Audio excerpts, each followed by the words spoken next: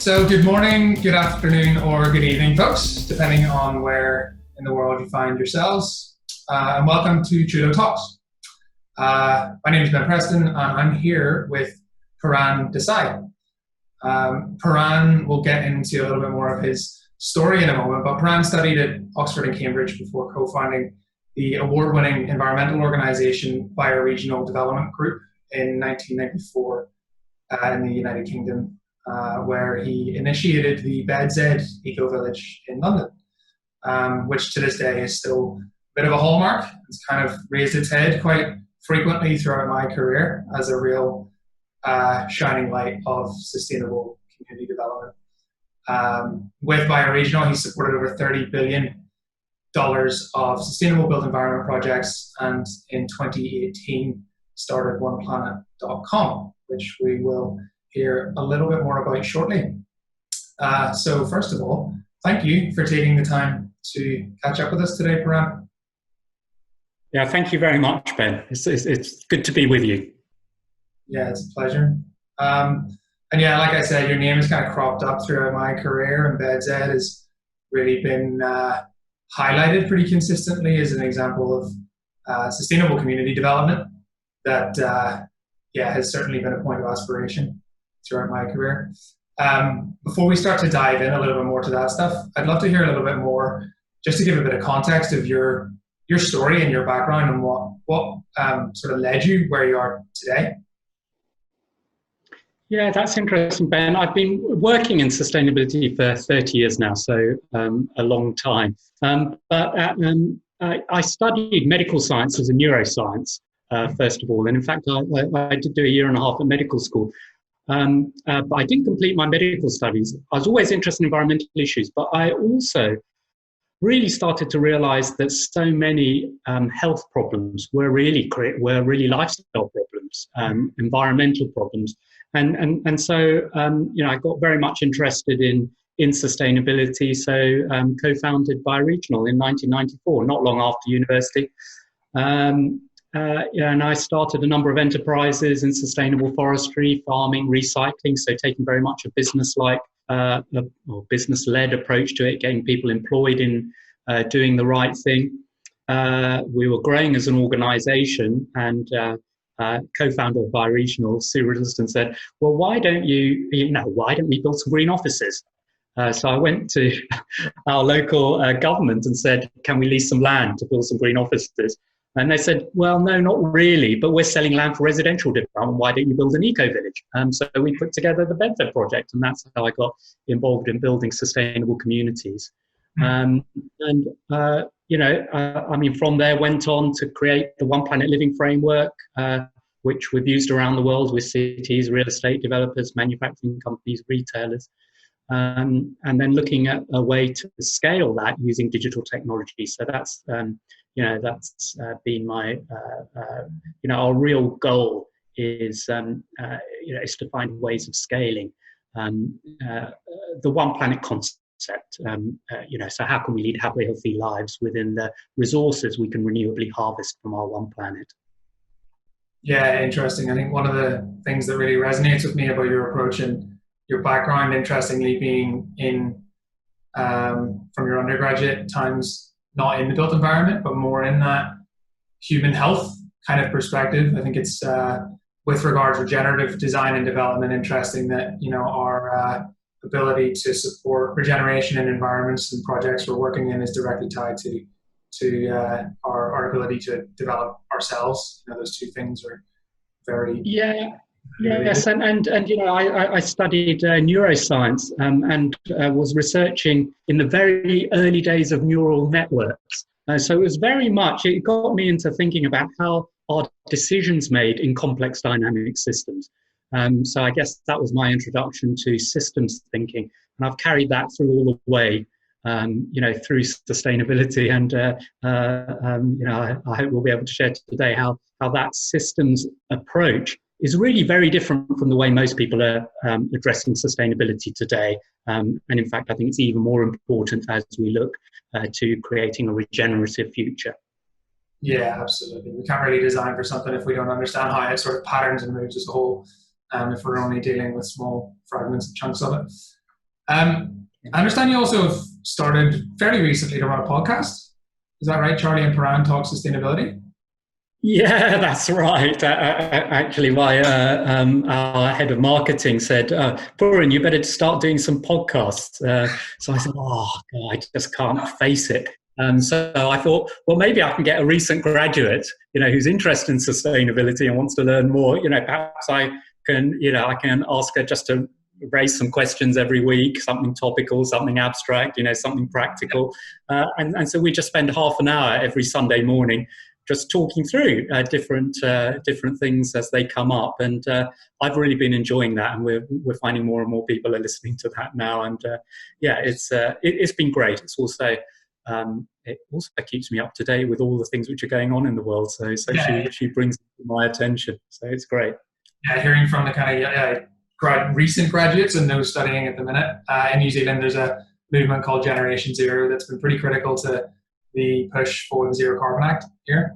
And it's always, I find it consistently mind expanding, having conversations with young folk coming through in the industry. I think they're very much going to be, sooner rather than later, driving the future direction of us as an industry, I think. So there's a million and one other questions I want to dive into, including a personal interest actually in the BedZED project and the local council, the relationship with local council and them offering up that land, because I think that is still something that local councils struggle with, engaging in real partnership on development. And that there's a bit of work I'm actually about to engage in here, which is exploring that and hopefully going to help to unlock some capacity there.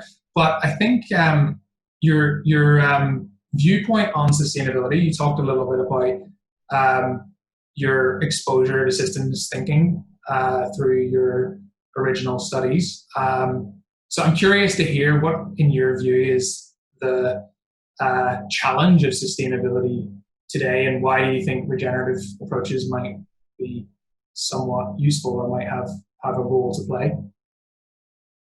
Yeah, so Ben, actually, I give a talk now called New Reality, New Thinking, New Tools, and so perhaps I can just share a few slides on that, a few of the summary slides as a way of taking you through that.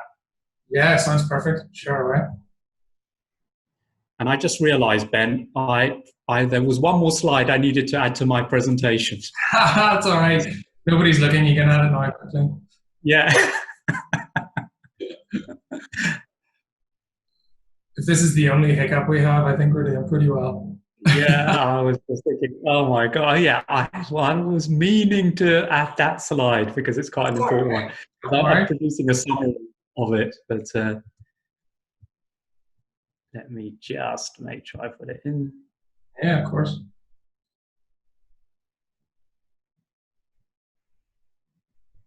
Yeah, I find it consistently interesting how people from so many different backgrounds, cultures, geographic regions are all kind of starting to come to that. I guess as an industry, we're starting to come to a point of recognizing the need to implement systems thinking, systems theory, and understanding of how communities evolve and respond in relationship to their context, and how we need to work as professions that design for place, how we need to respond to that new understanding. It feels very much that everyone across the world is coming to similar realizations about this stuff and taking their own approach to it, and it feels to me like we're coming to something of a new level of base understanding as an industry that might help us to tackle some of the challenges we're facing a little bit more holistically. Okay, so yeah, this is some summary slides from a talk I give, which I call New Reality, New Thinking, New Tools. And it's really based on 20, 25 years of work in the field, of course, from the BedZED development, which you see there, which led me to create the OnePlanet Living framework, and then create this network of lead the process with partners, fantastic partners all around the world, to create a network of OnePlanet Living projects. And very pleased as well, I can't take any credit for this, but my colleagues can. OnePlanet Living was an inspiration for the UN Sustainable Development Goals. So my colleagues held the first side event or workshop at the UN back in 2011 to propose the Sustainable Development Goals together with the Colombian government using these One Planet Living projects as an inspiration. So you'll see some of the DNA of One Planet Living in the Sustainable Development Goals, not least, that we kept the color palette through that process. The most obvious one. Yeah, but what's the new reality? So we're seeing all these sorts of headlines from mega fires in Australia, across Great Barrier Reef, not looking as though it's got much hope now, to more recently plagues of locusts in East Africa.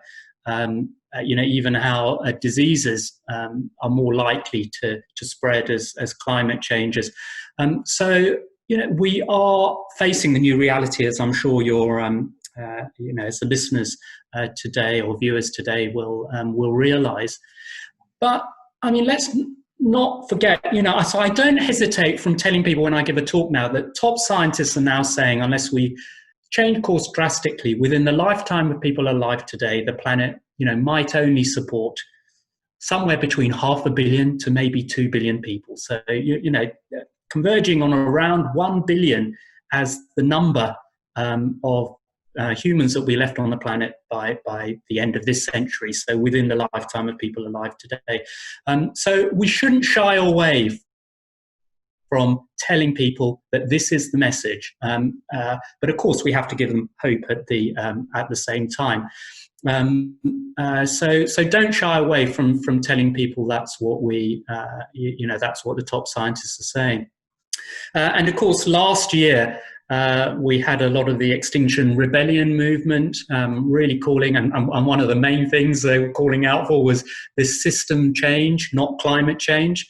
But for me, it's not about system change, it's about systems change, so plural, because actually it's many interconnected systems that need to change: political systems, financial systems, infrastructure, social, cultural systems, material flows, health systems, and all these are interconnected.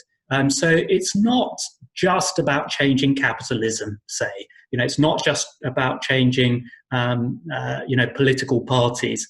It's not just about changing, cultural systems. Actually, all of these need to change, and they need to change more or less simultaneously.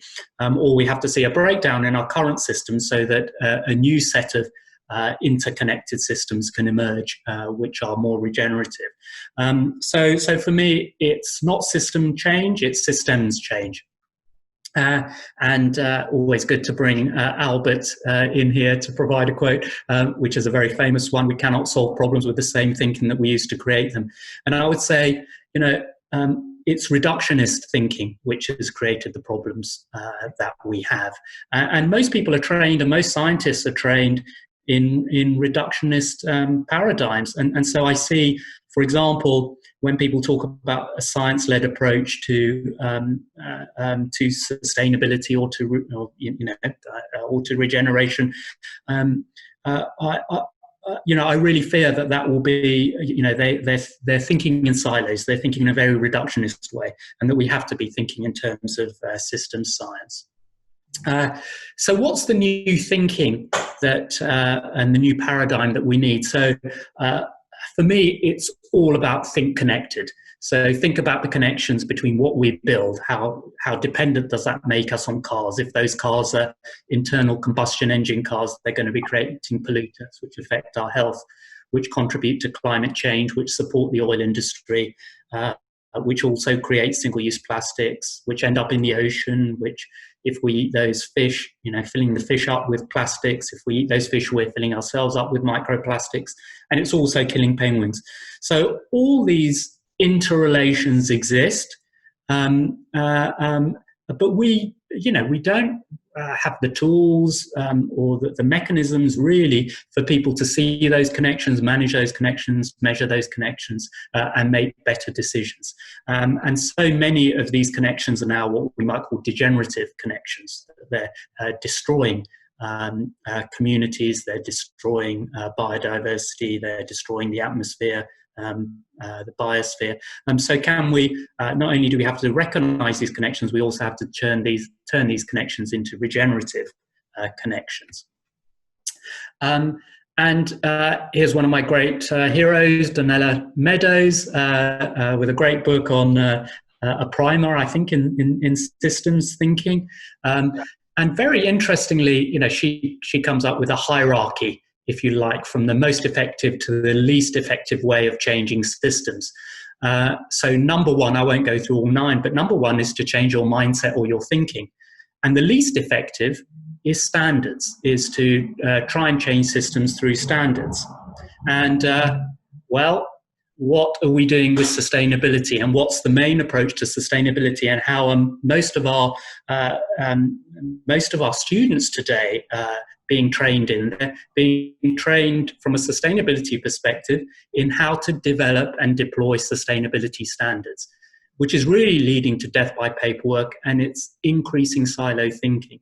So a sustainability standards-led approach to our problems is just simply not going to work. So we need to think very differently, and that's quite challenging. And so a lot of my battle on getting the OnePlanet Living projects off the ground around the world is with, for example, engineers and sustainability consultants are saying, look, put aside your standards for a minute. Let's think about what we really want to achieve. What are the outcomes we want to achieve?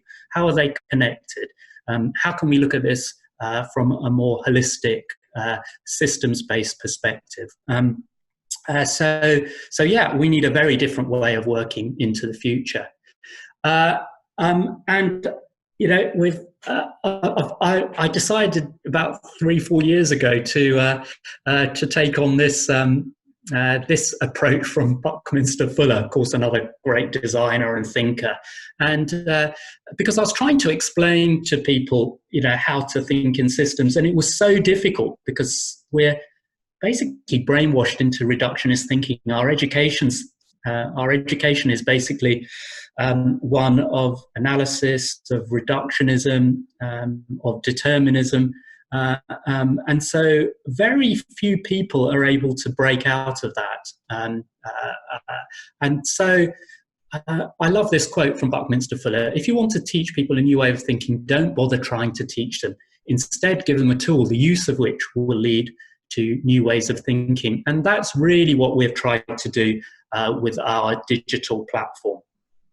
Nice. Yeah, I mean, what comes to mind is, especially on your reflection about standards and a lot of regenerative design and development, and the thinking that led to the emergence of it comes from living systems theory and living systems, an understanding of how living systems evolve through time. So there was, autopoiesis was a theory developed by 2 Chilean biologists that looks at how living organisms evolve in relationship to their environment. And of course, humans are living organisms, and we evolve in a healthy relationship with our environment by being in relationship with it, taking information in, understanding it, understanding ourselves in relationship to it, and then designing with that information and understanding in mind. And standards can have a role to play in that, of course, but when they're relied upon to be the source of design, they provide us answers without us having to go through the process of interrogating what it is, as you say, we want to achieve from a certain set of circumstances, or deliver in a set of circumstances, and then actually understanding that circumstance well enough that we can design in ways that are supporting whatever way it's trending, however it's moving, the way that a community is changing over time, the way an ecosystem or environment is changing over time. So it takes that ability away. And I would say not only that, I think that the Bucky quote is so fascinating as well, because the tools we use, I think, whether it's project management approaches, whether it's the traditional kind of approved ways that we run through a design process, and how that leads to the involvement of people with a certain depth of understanding of aspects of the environment or community or not, to how we procure services, how we contract. All of that stuff can either push us closer towards the sort of thinking that keeps us siloed, that keeps us looking at our environment through a very narrow lens and doesn't allow us to really understand and design for it in its entirety, or it can bring us closer to that.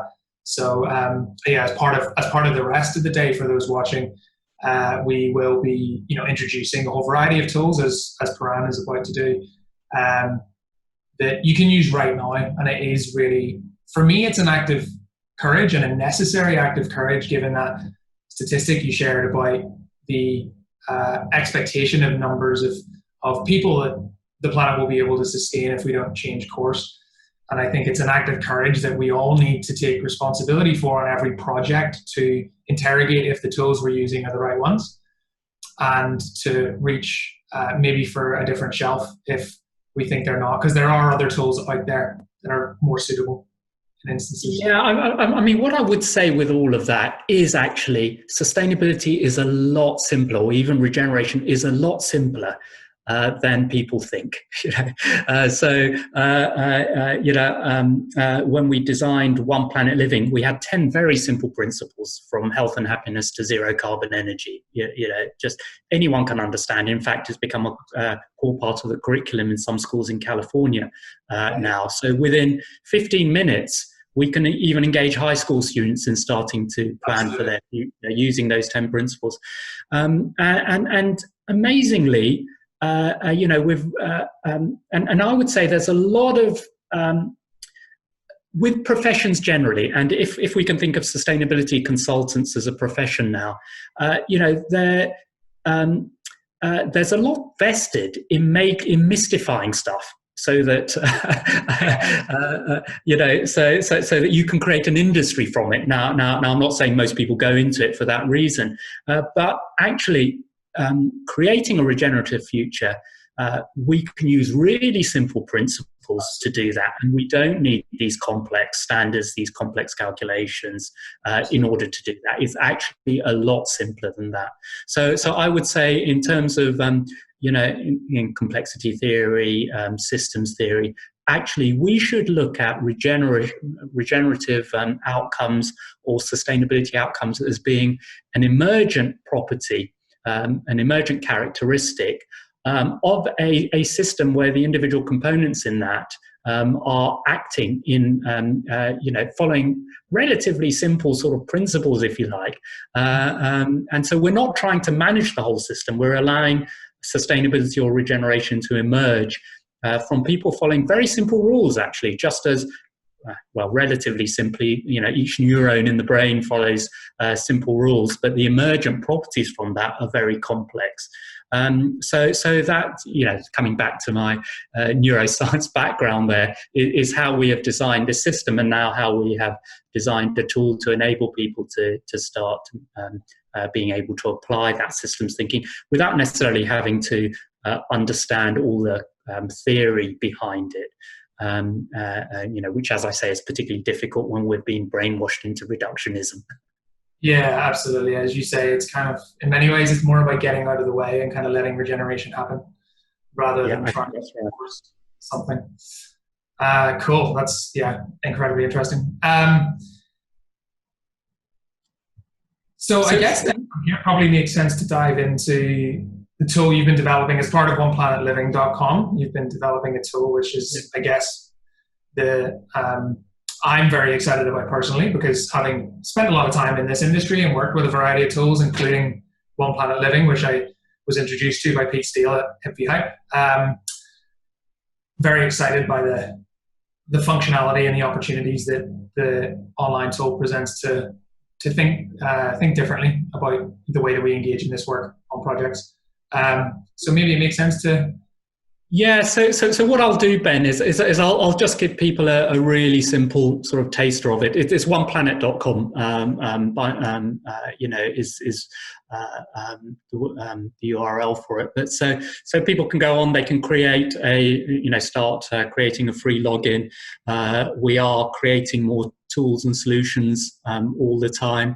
But people can start now. I mean, we're using it on quite complex projects, but we haven't released that more widely yet, but there is a tool which people can start using. We just want to develop it a bit further before we release the advanced functionality. But I'll show you some of the functionality and just give people a taster. And then come September, October, we'll start running webinars for people to start using it for themselves.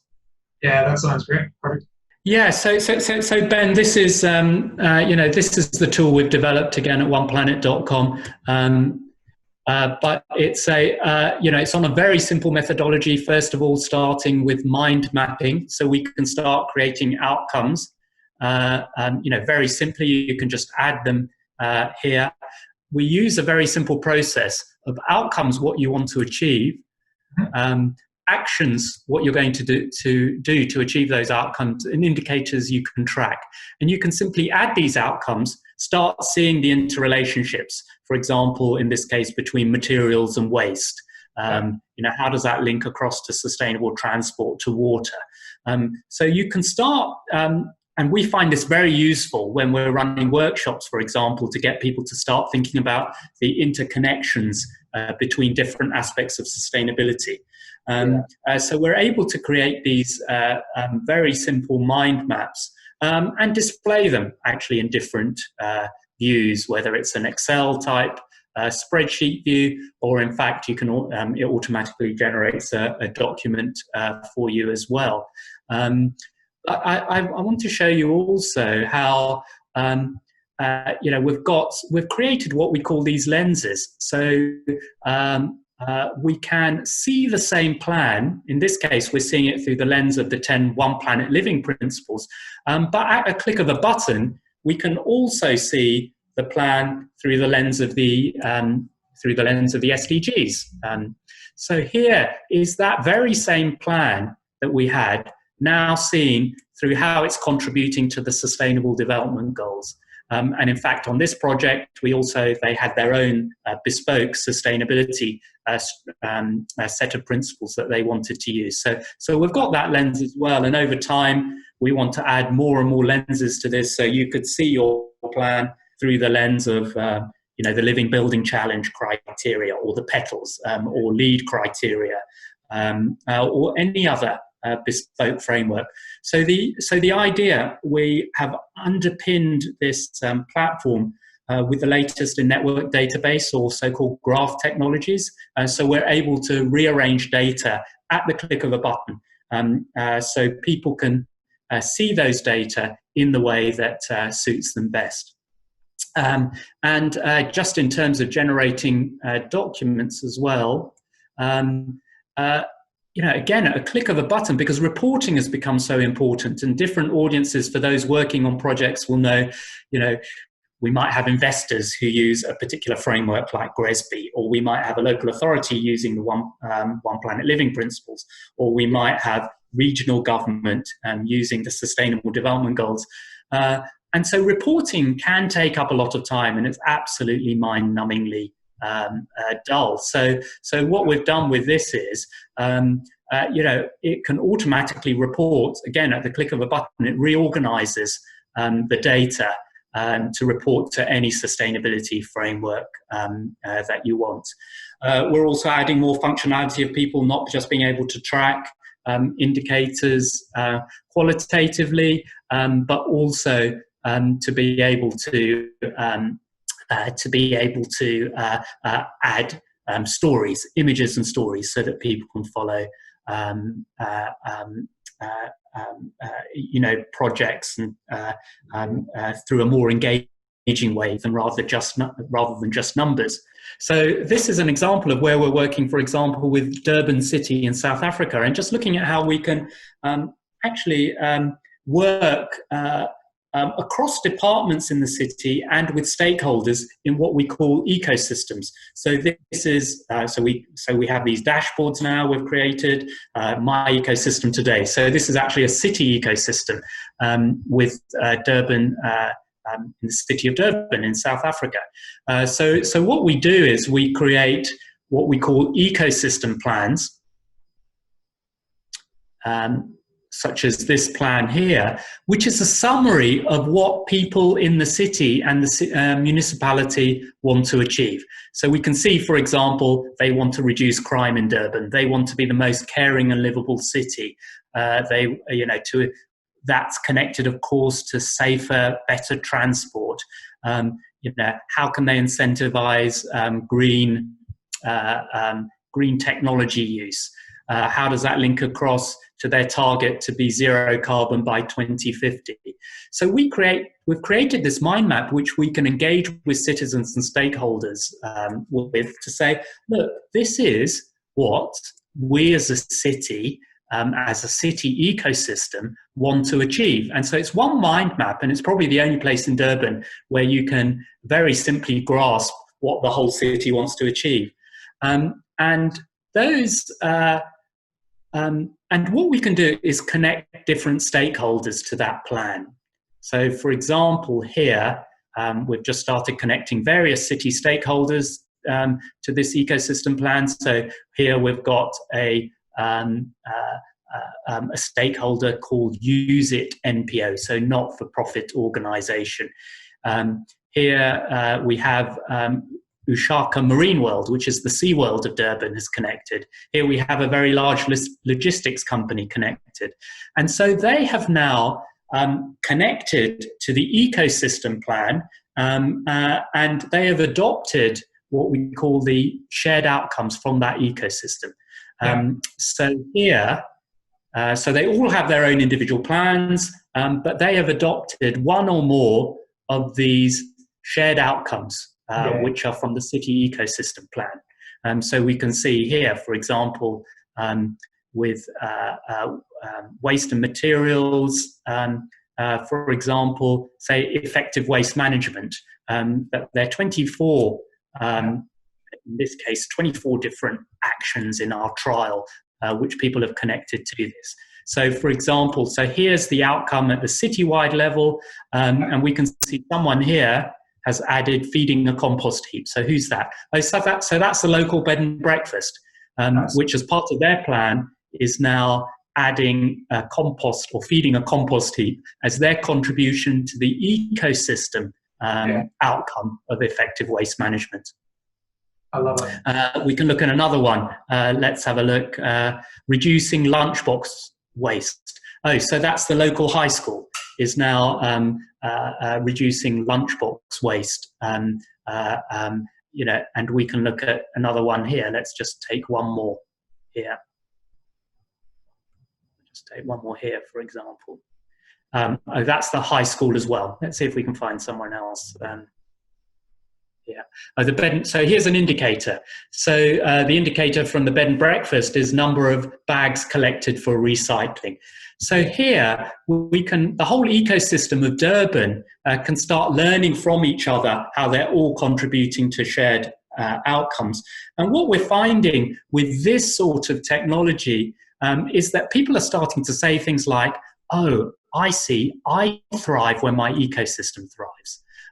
So we are finding, this way of engaging with people in ecosystems, as changing their mindset and starting to be not work in silos of their own plans, but being able to create, to create their own mind maps of what they want to achieve, but then to join those mind maps together, see where the overlaps are, learn from each other, collaborate on aspects which will deliver the shared outcomes for the ecosystem. So we're very excited, and over the course of the next year, we'll be taking on more and more of these projects to show how we can, start collaborating ultimately until we can all connect as one big interconnected ecosystem, if you like, of planet Earth. So, yeah, nice. That's huge. I mean, there's a few things that I really love about it. One, I think the potential for collaboration is massive. It's one of the things that I loved most about the One Planet Living framework in general, and I started using it about probably over 3.5 years ago now, was the ability or the clarity that it provides to link long-term kind of strategic, holistic outcomes with actions and steps that I'm taking right here today. It creates quite a way to link them in a very tangible way. And I think taking that a step beyond with this, two things about the way that it's visualized really excite me. One, I think it's going to provide a very useful collaboration tool between members of the public and community and technical specialists working on the delivery of design. So it's going to be, I think, a useful tool to see quite clearly what it is that people are asking for on the ground of their community and of changes in their community and environment, and then how the design decisions that are made by teams actually affect that in a very tangible sense. So I think it will help to provide that link in a really potent way. I also really like the ability to change across different frameworks. Holistic management, which the Savory Institute or Alan Savory developed for ecosystem management, has an analogy about the ecosystem processes. So they have 4 ecosystem processes, and they use an analogy of that those 4 processes, though they look separately, are really windows looking into the same thing effectively. And that I think it can be easy to forget that when we're working with so many different standards and tools in the built environment. So this will be, I think, a really potent way to help people to kind of see that and to remain aware of that as we progress. And then the third thing that I just really love is actually it provides the ability for different people to take actions contributing to a goal without necessarily needing to have the same indicator. So the local school who are doing a compost heap, they can contribute to that action without needing to have the big data infrastructure that allows them to track and measure everything to satisfy the needs of central government. And that is, suddenly we've got this diversified approach of people being able to contribute what they can tangibly to shared outcomes without the barrier that often comes with, oh, you can only contribute if you can demonstrate this specific thing. Yeah, no, I think you're absolutely right. And coming back to Donella Meadows, she says actually data is not that high in the hierarchy of getting a system to change. I think someone put it nicely to me a couple of weeks ago, when he said, culture eats process for breakfast. But actually, if you have the right culture, the right way of thinking, and of course, it's probably not since we were hunter-gatherers that we were truly connected and had that real culture of sustainability by being connected, or even of regeneration or connection with the rest of life. As soon as we became farmers and then became city dwellers, we've got further and further away from understanding that, and so our culture is very far away from something which is a regenerative culture. So how can we create, how can we use modern technology to help us reconnect? I think it's a very interesting challenge, and we're looking forward to working with others over the course of the next 2, 3, 4 years. And we know that this is the decade we got to get sustainability done, or in fact, we have to move to a completely regenerative economy. Maybe I can just finish with that we're starting to underpin this now with georeference data. We've got our strategy for artificial intelligence, machine learning, so that we'll start recommending outcomes, actions, and indicators for people to adopt into their own plans. And we're also creating a behavior change nudge app, which will be deployed on OnePlanet.life in due course, so that we can link plans of companies, creating more sustainable products and services, or more sustainable places, or cities doing that. The hardware, if you like, of sustainability with the software of behavior change.